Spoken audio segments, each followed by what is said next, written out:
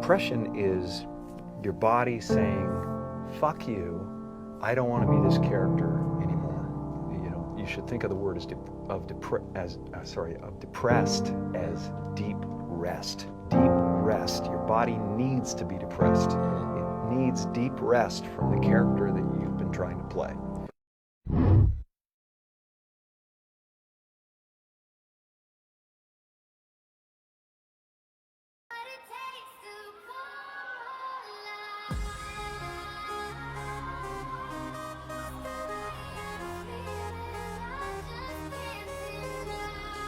Oh my God.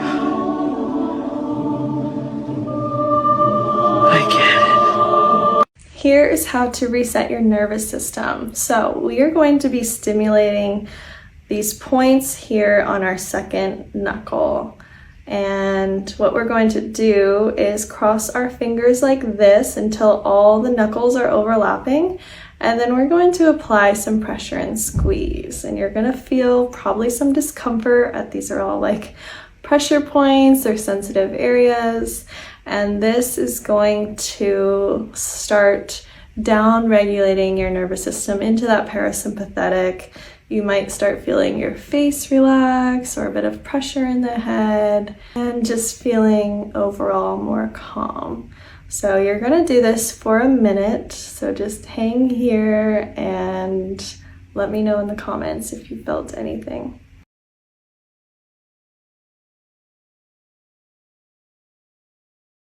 Do you believe a person's emotion and mindset can cause disease? Most definitely. I think if I wanted to talk about something, the most would be that. In Chinese medicine, each organ system is congruent with a certain emotion. But I don't try to separate from Western medicine. Let's say you had angry parents and it caused your body to create toxins. They say it's proven that you create toxins from your thoughts if they're toxic. What does your liver have to do? It has to clean out the toxic load. If you're consistently in an angry environment, your liver is going to have to work, which screws up your own methylation detox patterns. So you'll recycle your liver toxins and it'll get into your brain and you'll be angry. If you had kidney issues, if you're always afraid, adrenals are putting out a lot of adrenaline and cortisol. The adrenals shrink, the kidneys shrink, the kidneys can't put out the hormone erythropoietin to tell the bones to create red blood cells, and people start having anemia, start having hair loss because they are afraid. So kidneys is fear, liver is anger, gallbladder's frustration. And it does cause heart damage over time. It's the only emotion that we really know that's been linked to things like cardiovascular risk. And anger is toxic because it's like you're driving a car, you're stepping on the gas and pushing on the brake at the same time, because anger tells you to run away and to attack at the same time because you don't know what's going to happen. And so it really amps up the physiological demand on your body.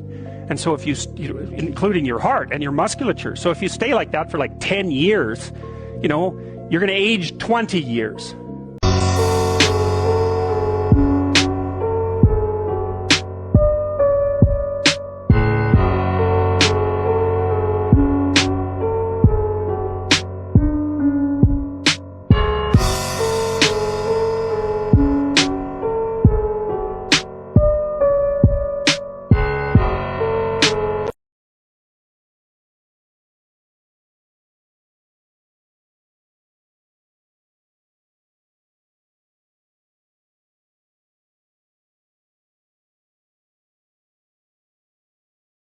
Your lower three chakras, and why do you need to learn to move your energy from up out of there? Your root chakra represents your sense of security, safety, and your grounding to physical reality. Your sacral chakra represents the things that you create, interpersonal relationships, and what you use in order to control things in your physical reality. Your solar plexus represents the ego, self-confidence, and what you use to feel powerful in this reality. These are your first 3 levels of spiritual development. One of the purposes of the spiritual journey is to get your energy to come from the bottom to the top. The bottom 3 chakras are your survival chakras. And when your energy has not evolved beyond these levels, you're stuck in survival mode.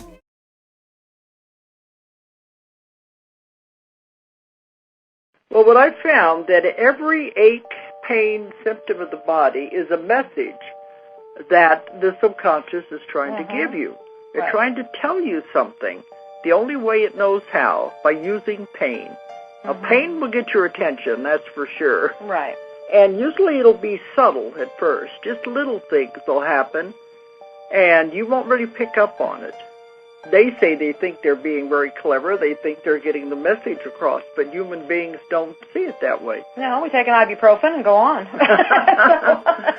Or just endure it and go on. Say, Right. well, my back hurts today or whatever. But if you don't understand what it is, it's going to get a little worse. And as it gets a little worse, there'll be more pain to still trying to get your attention. They're going to get your attention one way or the other. And then if you still don't understand what it's trying to tell you, it can end up into something bad enough to have an operation or a disease or an illness, and you end up in the hospital. Right. You don't want it to go that far. You want to try to figure out what is it trying to tell me before it goes that far. We're not used to listening to our body that way, and knowing it's trying to tell us something. Right.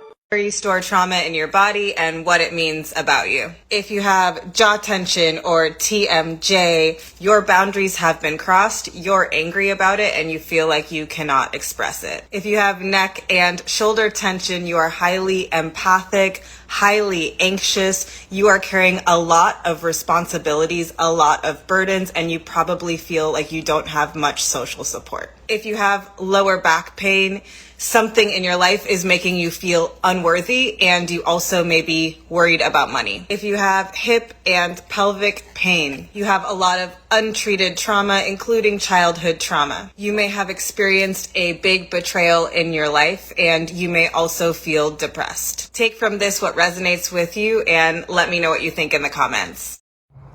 Okay, here's Emily's scapula. So I love doing this on her. It's called the scapular release, a scapular lift. I go in and I lift her up. Why do I do that? We got rid of her inner child issues.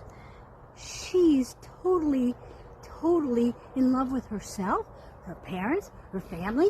She's got no issues in her tissues because we did a lot of lifts. You see that? That's how you get rid of all the shit in your upper back, which is your inner child. Thank you.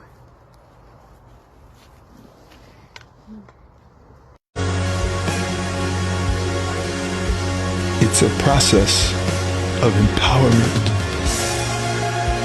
It's a process of surrender.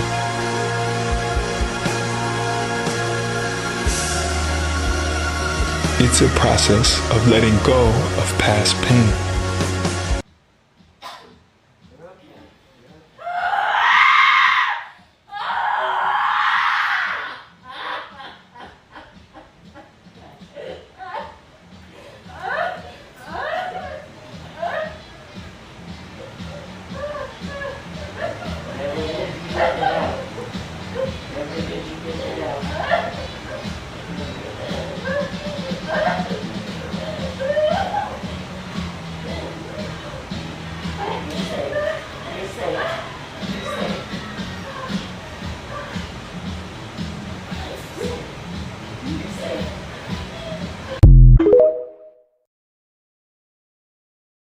Out of the sacral. Out of the sacral. Oh, yo, yo, yo, yo, yo. Out of the heart. Out of the heart. Out, out, out, out. Oh, out, out, out, out, out, out. Out, good. Out, out, out.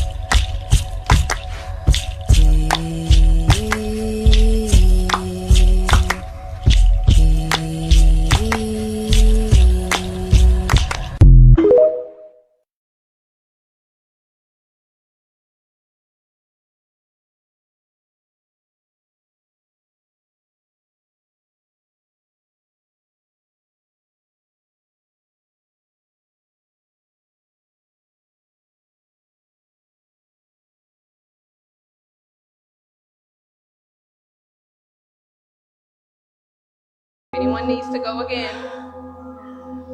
Deep inhale. On 3. 1, 2, 3. Release.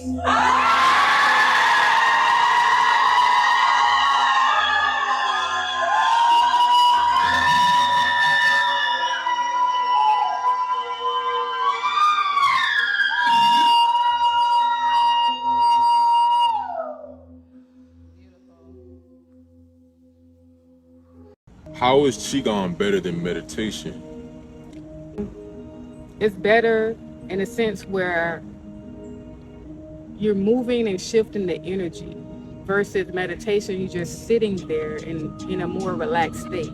With Qigong, you are stretching the internal organs and you are also expanding with the breath. You're breathing. It's an active, moving meditation. There's more benefits to gain when you're moving and shifting energy versus just sitting still. So Qigong is more powerful than meditation alone? Yes, because you're cultivating the Qi, and in meditation, you're moving it, but you're not really cultivating it. But Qigong, we're cultivating and circulating. What's your favorite benefit from practicing Qigong? It helps you cultivate more self-awareness and realize your thoughts more. So it calms that monkey mind? Yeah, it calms the monkey mind and helps you see it's you holding yourself back. It's you creating certain negative things in your life. It's you. It makes you see that. You know, that's why I say it helps you cultivate more self-awareness. Because that's the ultimate goal of Qigong, is to cultivate self-awareness and harmony within. Okay, so I'm ready to try out some Qigong. I'm ready to try some Qigong.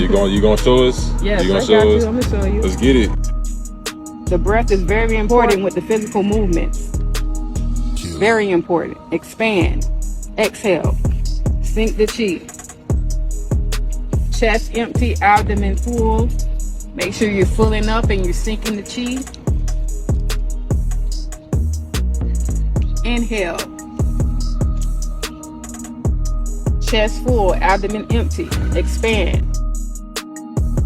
If you can't afford therapy, here are 3 yoga practices that will surely help. The first one, Kundalini Yoga for anxiety. The second one, Kundalini Yoga for PTSD. And the third one, Kundalini Yoga for feeling safe. These practices are for all practice levels, so whether you've done yoga before or this is your first time, please know that you'll be able to do all the practices and they are perfect for you at this time. Sat Nam. So if you don't leave your yoga class feeling a natural high, a buzzing sensation all over your body, then I don't know what to tell you, because literally I just finished doing a yoga class or a Kundalini yoga session. It does happen. So you say you get a lot of migraines, sensitive to light, Yes. pressure behind the eye. Does this go to your eye? Yes. Which eye do you feel it? Here. Press here. Does it go down your arm? Yes, here. What? Right here? Where do you feel it? Same place. Right there. Drop. Okay. All right. Oh my God. Up. Okay. Yeah. Wow. Okay. You're good. You're good. Now watch what happens. Why am I tearing up? Because there's a lot of trauma in there. Emotional, psychological traumas in the past that's being stored in you. I wasn't expecting it. It's normal. Yeah, it does happen. It does happen. When I release it, it all comes out. It's just cleaning up. Eye pain? No. Does this go down your arm? No. A recommendation for other people that have this amount of pain.